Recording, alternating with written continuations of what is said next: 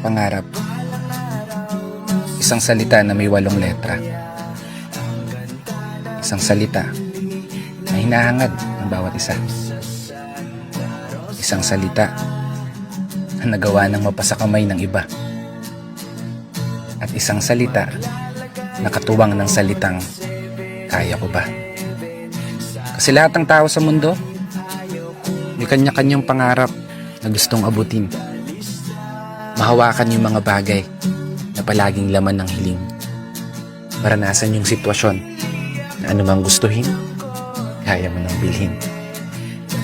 At higit sa lahat, maging ikaw yung pangarap mong maging. Kasi ako, simple lang yung pangarap ko ngayon. Magkaroon ng 10 milyon. Siguro okay na yan. Pero biro, lahat naman ng tao pangarap magkaroon ng sariling bahay, sariling sasakyan, masayang pamilya na araw-araw mong uuwian.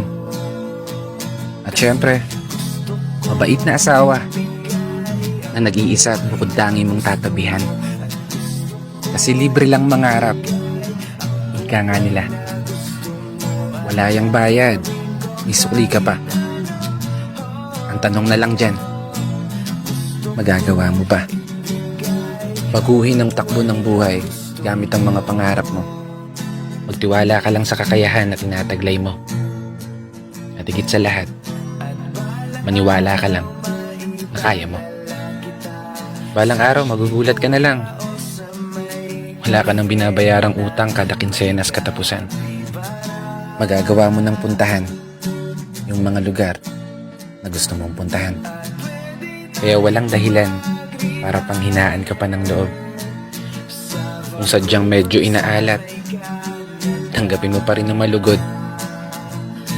Tandaan mo lang palagi, nandyan si Lord, isang masugid mong tagapanood na laging magpapaalala sa'yo na pagkatapos ng hirap,